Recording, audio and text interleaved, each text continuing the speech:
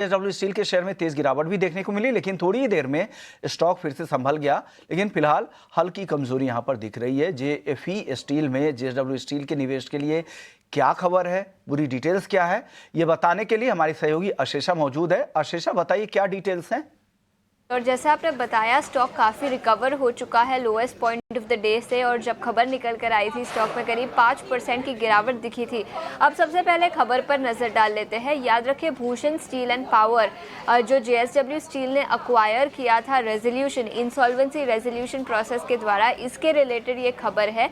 इस कंपनी में 50% हिस्सेदारी एक जॉइंट वेंचर के द्वारा जेएफई स्टील इन्वेस्ट करेगी। करीब 31,000 करोड़ के टोटल वैल्यूएशन पर ये इन्वेस्टमेंट किया जाएगा और 50% हिस्सेदारी जॉइंट वेंचर में की होगी, जिसके चलते करीब 15,000 से 16,000 करोड़ का इन्वेस्टमेंट जेएफई करेगी।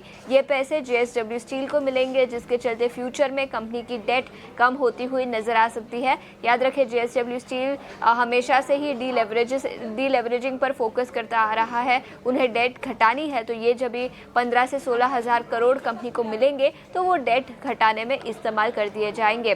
जेएफई की बात करें तो उन्होंने रिलीज में बताया है कि काफ़ी एम्बिशियस प्लान्स है भूषण स्टील के टर्न अराउंड के लिए। याद रखें, जेएसडब्ल्यू स्टील ने ऑलरेडी काफ़ी इन्वेस्टमेंट्स किए हैं भूषण स्टील के टर्न अराउंड में, और अब उनकी कैपेसिटी करीब 4.5 मिलियन टन के आसपास है, और कंपनियों का मानना है कि 2030 तक 10 मिलियन टन पर एनम की कंपनी की कैपेसिटी बढ़ती हुई नजर आ सकती है।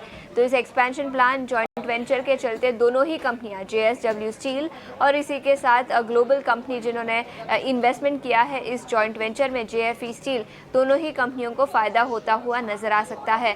तो हाँ, 15,000 करोड़ का ये इन्वेस्टमेंट करेगी, जिसके चलते दोनों ही जेएसडब्ल्यू स्टील आज के सत्र में फोकस में है।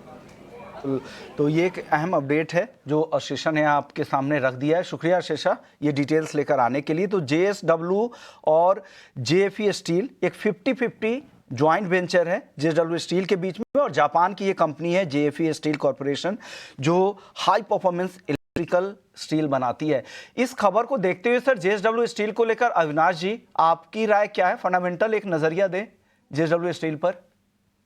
बिल्कुल, देखिए ये डील बहुत इम्पोर्टेंट है, क्योंकि अगर ये पैसा कंपनी में आता है तो डेफिनेटली इनका जो बैलेंस शीट है इसके ऊपर थोड़ा-सा बेनिफिशियल इम्पैक्ट आएगा। थोड़ा-सा कर्जा रिपे हो जाएगा, एक्सपेंशन के लिए पैसा आएगा, और मुझे लगता है कि इसका असर आपको शायद 1-2 या 2-3 क्वार्टर के बाद देखने को मिलेगा। इमीडिएटली किस प्रकार की प्राइसिंग, क्या प्रीमियम पे ये पैसा कंपनी में आ रहा है, हमको देखना पड़ेगा। But overall I think definitely अच्छी बात है। ये एक अगर कैपिटल कंपनी में आता है तो लॉन्ग टर्म के लिए डेफिनेटली कंपनी को एक फायदेमंद वाली बात रहेगी। तो लॉन्ग टर्म के लिए डेफिनेटली एक पॉजिटिव ही डेवलपमेंट है। ठीक है, लॉन्ग टर्म के लिए पॉजिटिव डेवलपमेंट है। 1142 रुपए का भाव, 4% टूट गया था शेयर, लेकिन गिरावट रह गई है लगभग 1.5% के आसपास की। और